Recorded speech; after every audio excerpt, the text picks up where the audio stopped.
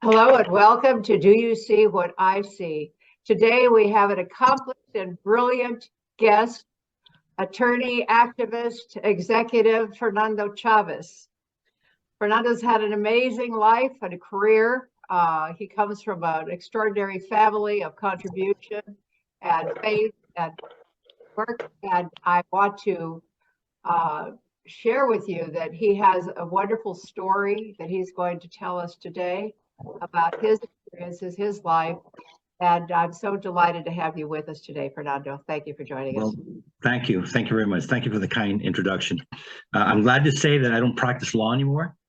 I now have become a businessman, if you can imagine, after all these years to change professions, but I'm looking forward to it.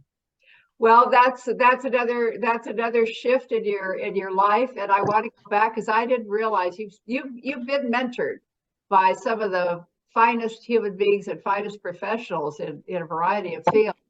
And I didn't realize that you had been mentored and worked for Melvin Belli. So I'd like to start with those early days when you first got out of law school and the experiences you had that initiated your career.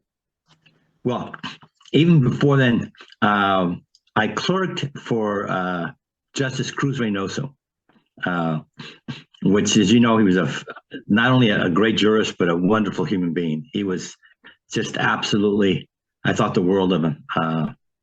And graduated from law school, passed the bar, and I went to work for Melvin Belli. It was a kind of a strange relationship because I wasn't really an employee, but because he had a lot of Hispanic clients, but he had no Hispanic attorneys. So a friend of mine that worked for him. I lost your audio. Have Hispanic clients without having some sort of Hispanic representation. So he said, okay, get me somebody. So I went and interviewed, and we had a long talk, and he said, okay, you're going to be perfect for this job. So I did that. I worked with him for about 4 years. And it was a great learning experience. He was bigger than life, as you can imagine. He used to have this office in San Francisco on Montgomery, and people would walk by, and he had he was famous for trial exhibits. He was called the King of Torts, and he's one of the first lawyers that started using trial exhibits, all kinds of stuff. And it was a great experience. It was a great learning experience. And I went on to, have my own practice and practice with a number of other people, and enjoyed it while I did it.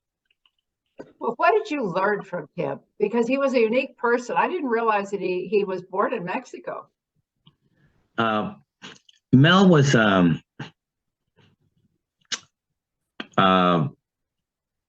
good listener. The thing he always said, you have to, when you're talking to a jury, besides believing you have to believe that what you're saying is the truth, even if it may not be close to the truth, because the jury will see that you're not being honest and you're not being authentic. So, every time I tried a case, I had that in the back of my mind. You need to be authentic. If not, people see through that. Well, I wouldn't think it'd be too hard for you to be authentic because you had a role model of authenticity, and your experience is working, also working with Justice Cruz Reynoso, who was an attorney for rural legal assistance and was a beautiful human being. I recall him very well. I've interviewed him on television, and he was a great jurist. A great jurist. Another person I worked for that was, and you know this person very well, Richard Alatorre. Okay. The old gang, right? I met Richard. I think I met Richard the same time I met Art Torres. And I was involved intimately in Art's first campaign, and I learned a lot from Richard. I mean, Richard was he played hardball. He was Richard is maybe one of the individuals that's probably most responsible for changing the reapportionment so that we're able to get Latino elected into public office. Yes, yes, Yeah. yeah. And he knew how to play hardball. He was a real political animal when he was in office. Yeah, he was real political. I just saw him. He had last week, the Family Foundation honored Richard for his 50 years of service to the Hispanic community, Latino community. Yes, yes, yeah. It's been a long time. We're all looking back. Well, you're not. You're still a young man. But many of us are looking back, 50 years and are now the elders. We're supposed to be the wise wisdom figures, and I think all of us are feeling very compelled to capture as much of the history and set it right, create the narratives, because it has to be done. We're getting ready for a requiring ethics studies as a high school graduation requirement in 2024. So this is one of the reasons I'm doing these interviews of the luminaries that were originally, and it's all only, but I'll be expanding out from there so that we have these narratives, we have the stories. But let's go back and look at the legal career that you had was quite dynamic. You were mentored by various people. You also did a stint with Senator Ted Kennedy in politics, another piece of your background. What did you learn from Kennedy? He was Senator Kennedy was he was a very compassionate man. He was really believed in what he did, trying to put people on equal footing. I don't think he gets as much credit as he deserves, but I think he's one of the great U.S. senators of the past century. Well, he was. Yeah, he was. He got things done. Yeah, he got things done. He knew how to talk to people. Never talked down to people, and I had a tremendous amount of respect for him. And that's one of the reasons I went to work for him during the campaign. It didn't turn out very well, but Senator Kennedy was he was a lion. He was a lion of the Senate. And also you had the greatest mentor in the world, who was your father. He was the founder of the United Farm Workers Union. He was an organizer. He was a great leader. He was a labor leader and a very spiritual man. And I would say in the league of Mahatma Gandhi and Martin Luther King. And he was a household word. How did that impact you growing up? It couldn't have been easy because you had to travel all over the state. The life of the farm worker was travel and moving, and you were in maybe 10 or 12 cities around California and Yeltsin. How did that impact you? I think between the first grade and maybe the seventh grade, I think we lived in at least 10 cities. So what would happen is never had time to make friends because sometimes we were only in school for a semester. When you're a kid, you're trying to make friends. It's not easy and it takes a while. So my best friends were my brothers and sisters. And we spent a lot of time playing together, playing games, doing all kinds of things that I think that a lot of families who have children don't, because they have other friends. We didn't have other friends. We had ourselves. We were, not only brothers and sisters, but we were very close. And that was a different dynamic. One dynamic I did learn was because I was the eldest and I had 5 sisters.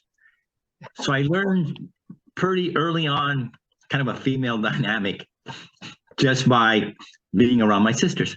And that served me well in my whole life. I was always respectful of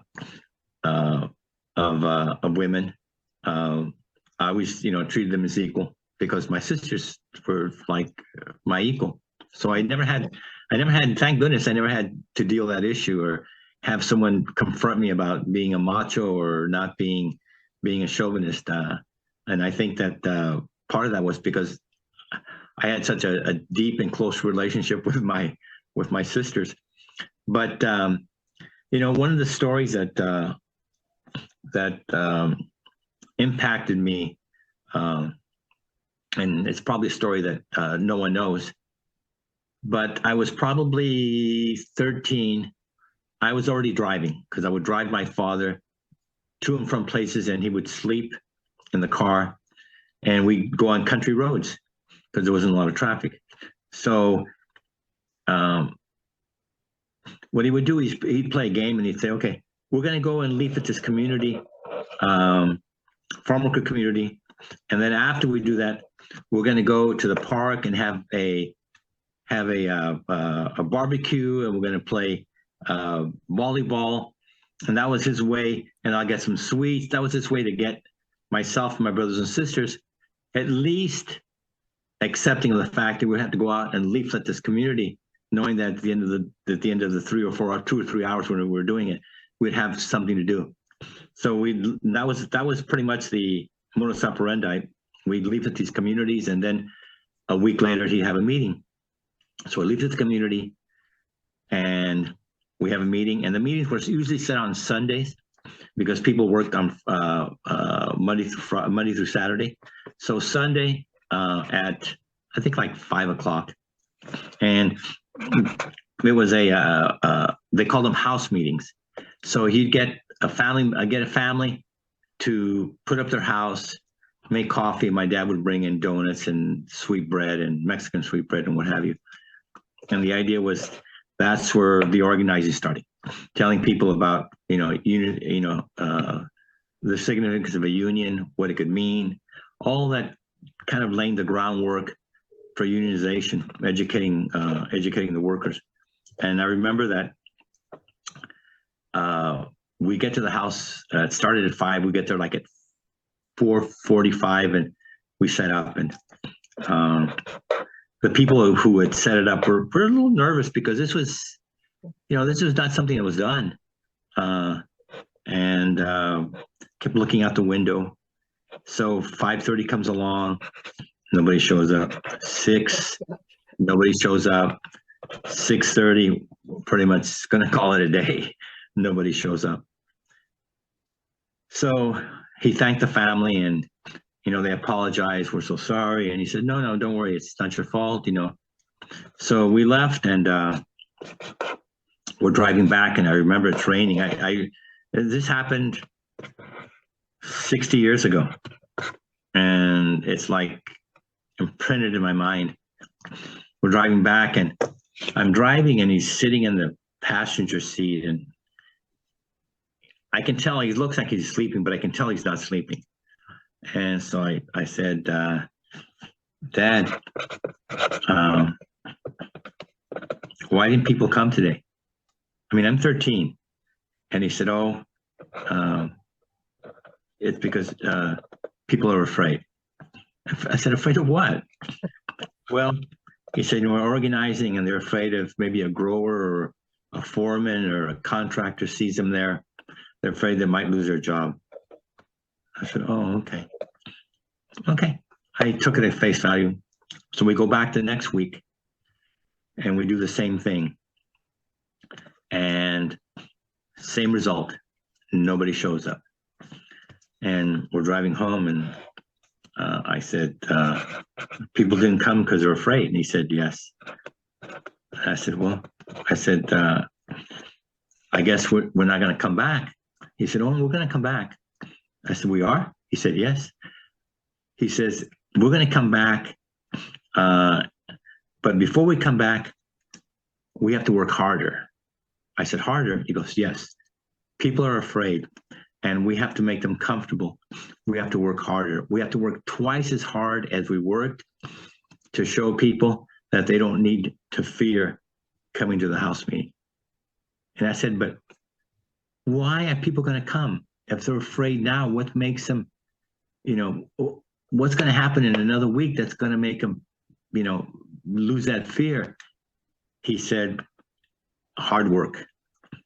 We have to double the efforts. And we just, when we go to drop a leaflet off, we have to talk to people.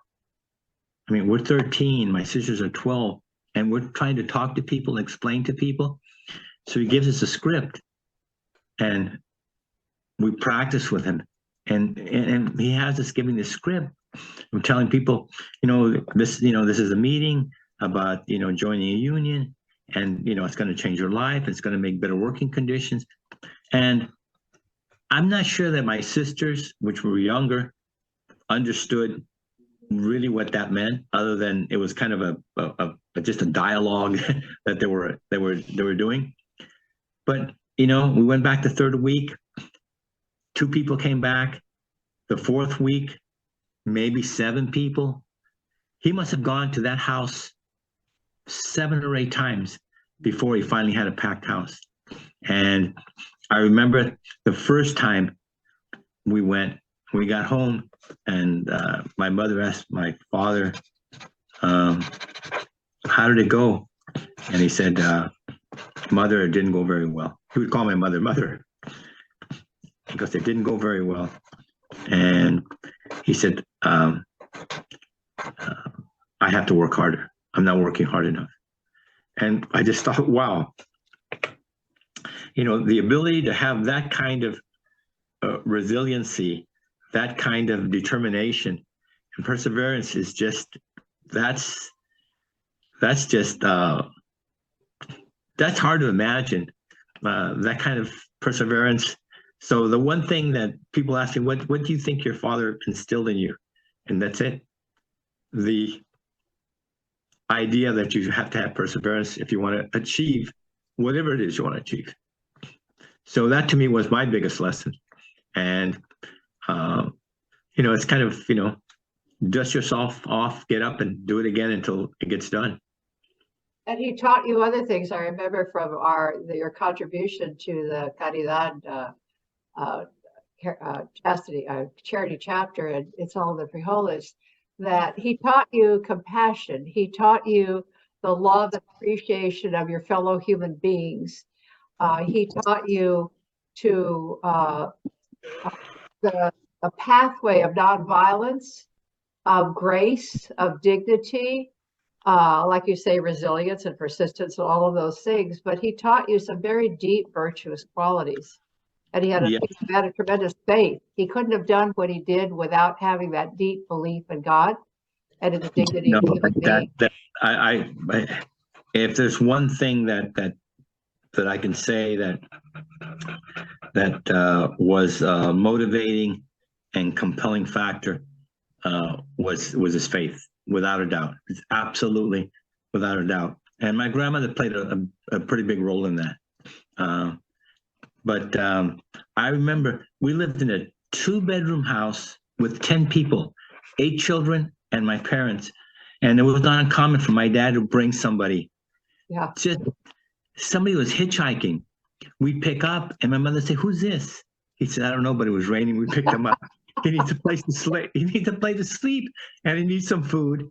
And getting home at 11 o'clock, my mother, getting out of bed to make food for this complete, total stranger. Yeah. Well, that is caridad. That is truly caring for your fellow brother and sister, and that's what you're taught in the Bible, and that's one of the very important qualities in our culture at our best, is that grace and that taking care of others, even when they are strangers and we don't know them. Yeah. Right. No, exactly. No, that was a very common occurrence in our household. We'd always have strangers that would come and spend 2-3 days. My mother looking for a place to, after spend a couple of days with us, to put them up somewhere, find a place for them to stay. Always feeding people. Always feeding people. Just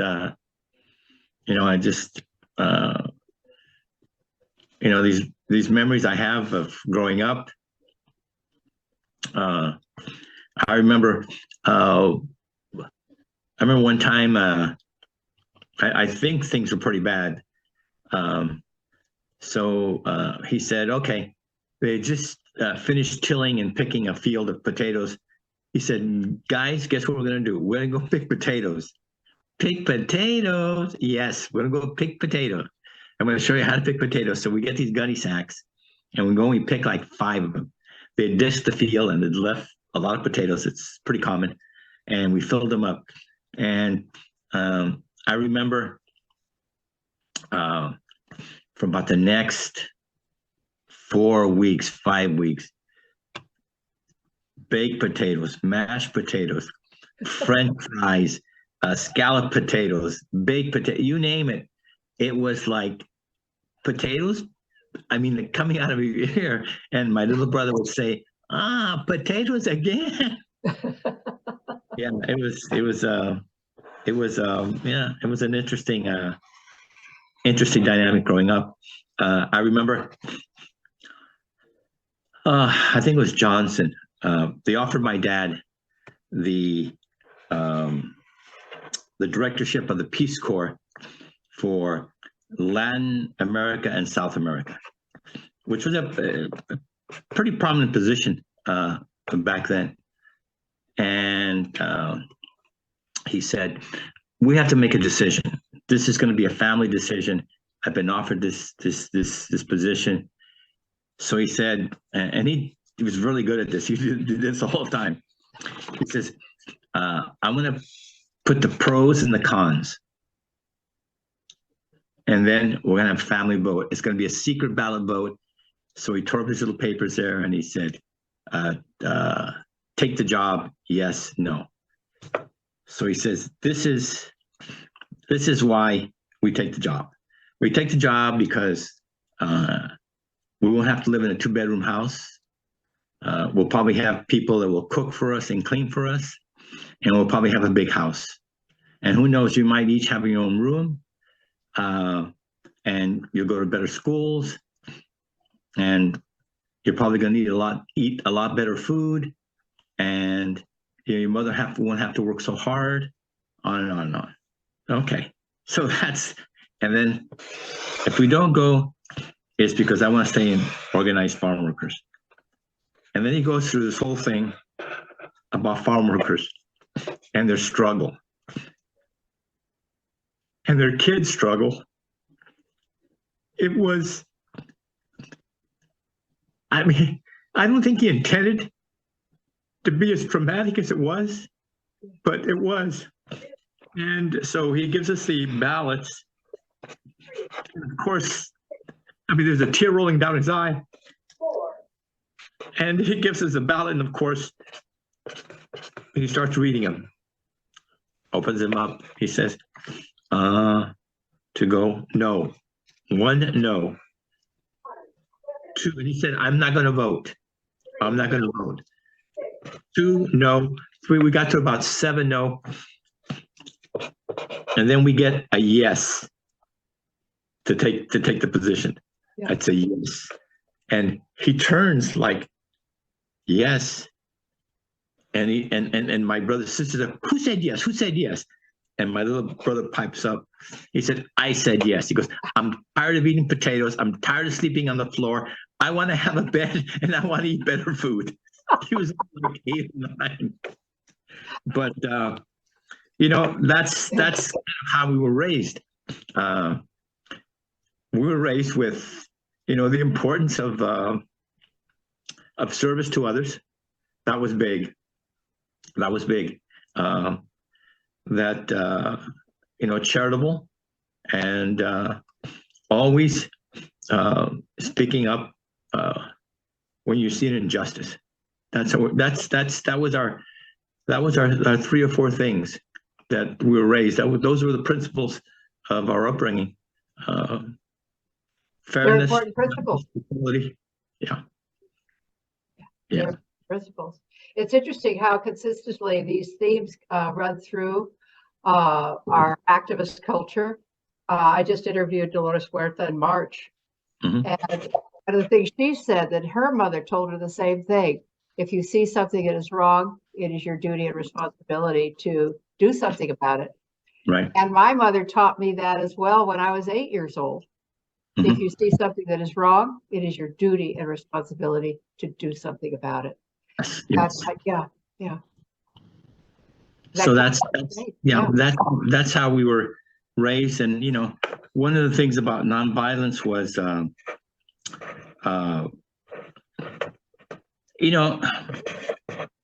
it's for me, it was tough because it didn't come naturally to me to be nonviolent. I had a lot of altercations in school, and even though I tried, it was very, very tough.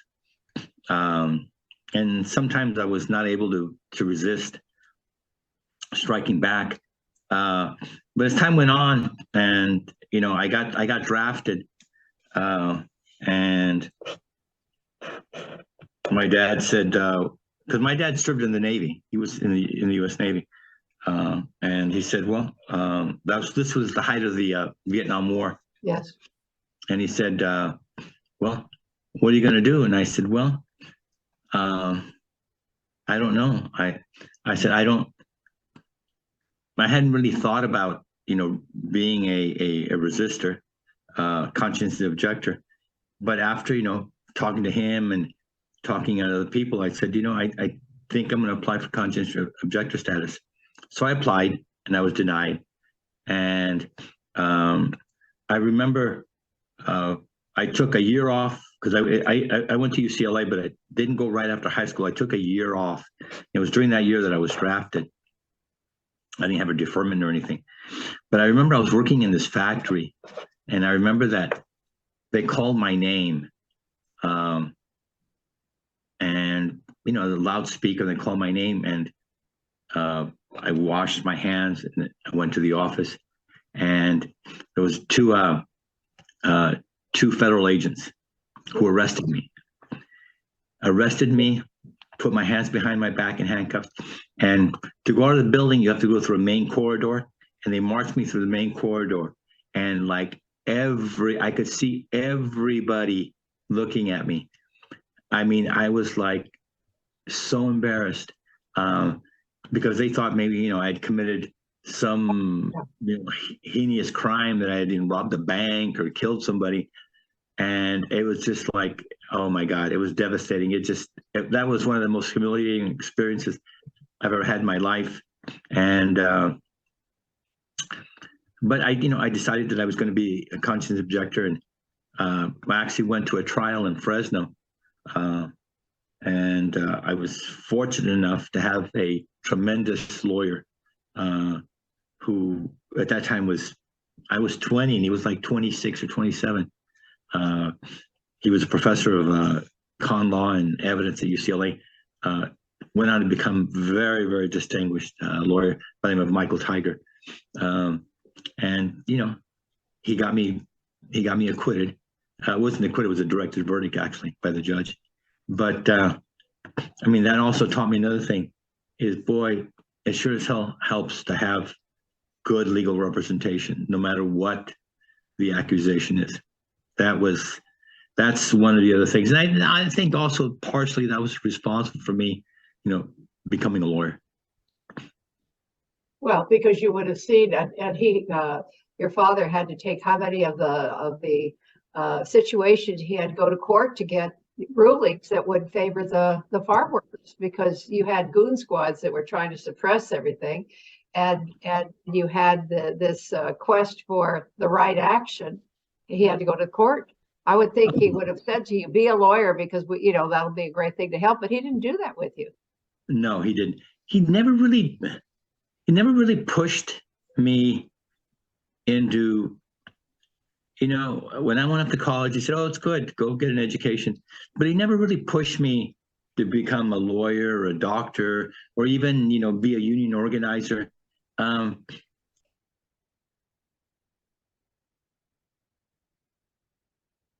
To do with my life.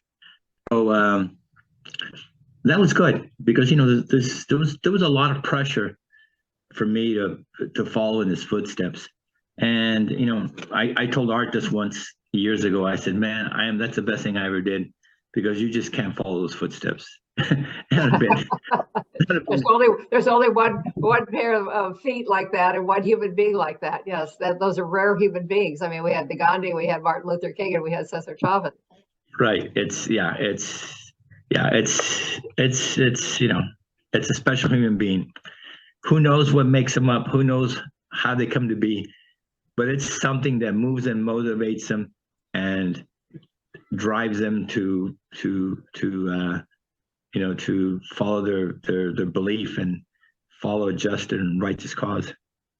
But you carried forward so much of your father and of the experiences that you lived as a young man, a boy and a young man, in your own life, championing underserved people, being involved in huge multi-million-dollar class action suits on behalf of the underserved and people who might not otherwise. Well, I always prided myself that I almost always represented the underdog. No, not almost, always represented the underdog. Trying to create an equal footing and equal playing field for injured workers, people who are taken advantage of, people who are abused. And so that gave me a lot of pleasure doing that. What I didn't like about the law was it's conflict. It's conflict. And I wish I could say it's conflict resolution. No, it's conflict. Conflict, continuous conflict from the time you get up to the time you go to bed. It's the nature of the beast. And after 35 years, it's just enough is enough. So I never encouraged my children to become lawyers. One of my sons said, "Do you think I should go to law school?" I said, "Well, let me give you my personal experience." He said, "I think you're right. I'm going to find something else to do." But yeah, it's not for everyone, and I don't have anything against lawyers. It's just that, God, it's a hell of a way to make a living. Well, it is the conflict, and one has to be a tough person, to be able to confront a lot of the things that have to be confronted in a courtroom. Right. To fight on behalf of the right when there's so much wrong going on, and it's a difficult path. It is a difficult path to take. You did it with great humanity, though. Your peers would say that the fruit didn't fall far from the tree, that you were always a gentleman, that you carried yourself and conducted yourself with dignity, and you weren't ugly in your representations. You did what you thought was right, and you were articulate in how you handled the cases, and you had the tenacity of your father to plow through all that stuff and to have that career, because it's not easy. No, it's not easy. But I always try to practice with humility and a sense of fairness. I never understood why someone would be so aggressive when there's no need. I mean, we're adults. Why be aggressive? But some lawyers think that that's the best way to play hardball, and that you'll get everything you want. It doesn't always work that way. And juries see it. Actually, the easiest thing is getting in front of a jury, because then that levels the playing field 100%. So juries are very important. Well, shifting gears and talking about juries and judges, what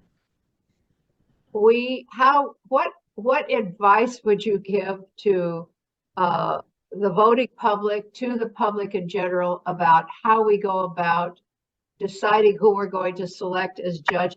We have some opportunities to vote for judges in certain instances. In other cases, we didn't have any say in the selection of our Supreme Court justices in recent years, certainly. Right. And what do we need to do to have some kind of body that vets these people? I know in California, in 2017, I served as a public member of the California State Bar Judicial Nominees Evaluation Committee.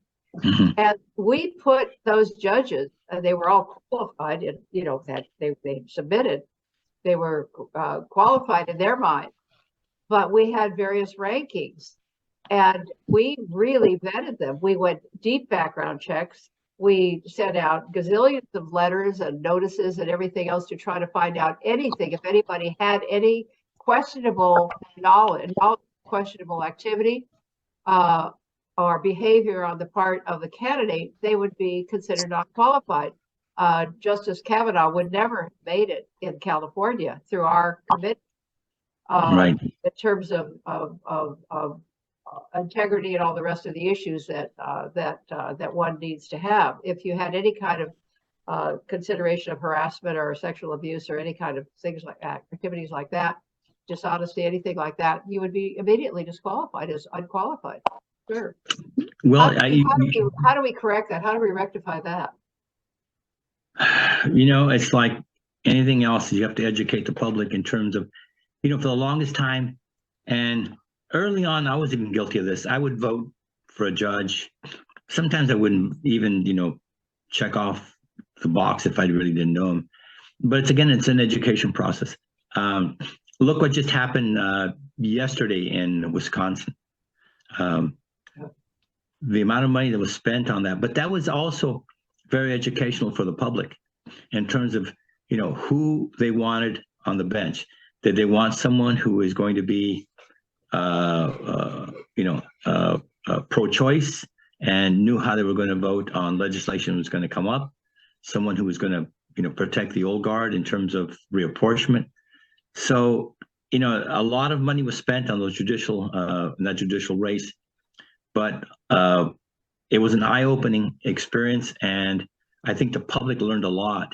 And maybe that's what it's going to take in other states to make sure that you get, people on the bench who have a sense of fair play and a sense of dignity and respect for individuals and things of that nature.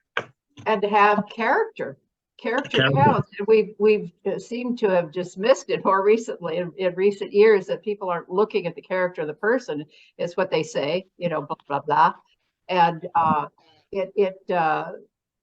one of the reasons I love interviewing all of you that contributed to Solid Liver Health is because you represent the virtues that are in the book. There are 14, that are there and identified. And it's very important to teach these things to our children.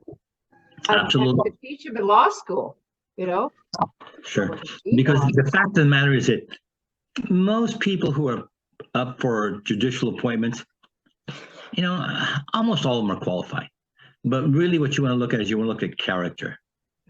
You want to look at the character of the person. You want to look at temperament. There's some people who are eminently qualified and have no damn business sitting on the bench. They just don't have judicial temperance. They don't have any set of, and just, they're rude, they're obnoxious, and, they get appointed and it gets worse. So, character is, because they're all qualified. Most of them are qualified. It's character is, boy, that's the main ingredient. To see what kind of person you're going to put up there that's going to make determinations legal determinations across the board. Well, the lack of character could be a disqualifying characteristic. I think that's one of the things we have to start looking at, and that needs to be a factor. And I know we looked at that in California on the Jenny Commission. It was fascinating. I was very impressed by the diligence with which the selections were made, the recommendations were made to the governor as to, from his list. Very important things. So what would you say to young people when they're thinking about their careers, if they are going to go into law? How do we prepare them in school so that they have these adaptable skills, these qualities of character, of ethics, of morals, which has to carry you a long way? Sure. Well, I think the law school curriculum is it's been the same for, I don't know, 100 years. One thing that I think really needs to change is you need to get they offer it. Most law schools have a clinic. I think it should be mandatory, so that people are actually involved in real legal a real legal practice, because it's more than just writing a brief. That's a small part of it. Dealing with clients, how do you interact with clients, the type of cases you're going to take, and also give the student an opportunity to see, I'm not, I don't want to do corporate stuff. I'm kind of interested in criminal law, and also not just criminal law, but it's easy to go and be a DA. It's much tougher to be a public defender. You're starting out with a strike against you. A lot of kids don't want to be public defenders, but I think it gives you a eye-opening experience of what it's like. And I wouldn't even mind seeing a clinic where part of the clinic is in the public defenders and part of the clinic is in the prosecutor's office. That would be interesting. That would be a really good addition. That should be one of your recommendations. Yeah. So what's next for you? There was some news that you might look to doing a radio show. Is that still on the table? No, I don't. I'm not. I don't have the patience for that. I'm getting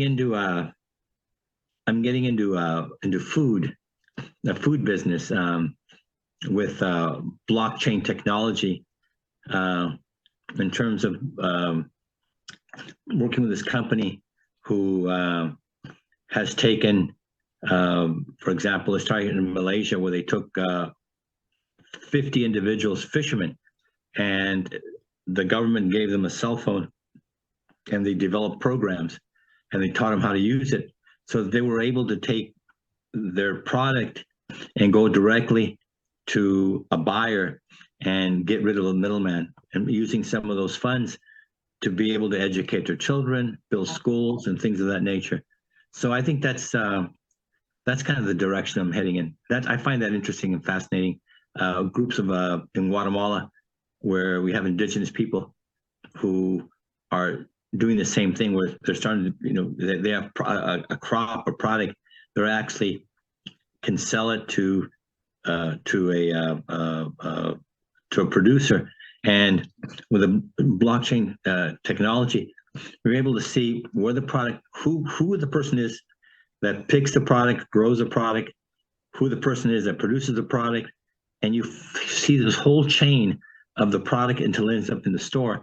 And you can actually now you can do the barcode. You look at the barcode, and you can follow that product from the day it was planted to the day it's harvested to the day it arrives in the store. Yeah, and also the pesticides that were used on it and everything of that nature. So I think that's kind of interesting.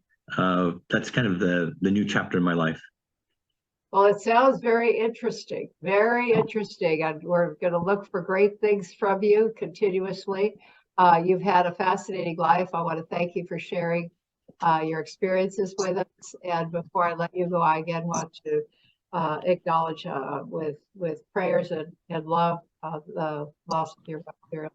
I wish you and your family grace and much support and faith during this time of transition. Thank you so much for participating today. Thank you for having me. I appreciate it. It's been a wonderful conversation, and we'll have to cycle back again because I know that there's a lot more to talk about. Thank you. I think a great guest for you would be my son, Eduardo. He did a documentary, which is very interesting, and I'm going to email you the link so you can listen to it. What it is that I'll tell you a really quick funny story. We grew up, from where I grew up and they grew up, are worlds apart. I grew up in a 2-bedroom house with 10 people. He grew up in a very affluent neighborhood in Northern California, Hillsborough. We had a big house, very big house. And so he would tell me, I think it's very unfair what you did to me. I said, what did I do to you, Eduardo? He said, I know Grandpa Caesar, the way that any other person knows him only but what they've read and what they see. I don't know him through personal stories. I don't know him through any other eyes. I must well just be somebody off the street who starts to read about him. And I said, oh, okay, I'm sorry, that was never my intent. So he said, I want to do something about it. So he says, I'm going to make a documentary. Oh, I said, that's a great idea. A documentary of me getting to know him through other experiences. He says, where do I start? I said, well, they always say, if you want to know what it's like, why don't you walk in that person's shoes? Because what do you mean? I said, I have an idea. Why don't you go for a month or two and be a farm worker? That's going to tell you a lot about what your grandfather believed, why he believed it, and what people had to endure. Because I can tell you something, it has not changed in 60 years. Yeah. It's still the same damn hard work, back-breaking work. So he did that. The first day he took the job, he said, Dad, I don't know if I can do this. And he's young, he's strong, he goes, I don't know if I can do this. I said, well, how are you going to do the documentary? He ended up doing it. And he now shows his documentary at colleges across the state. As a matter of fact, right now, he's on tour, as he calls it, at about 12 or 13 colleges across the country, where, he shows the film, and then the student body, interacts, asks questions, and he's gotten pretty good. He's become a pretty good speaker just by, having done this already about 100 and some times.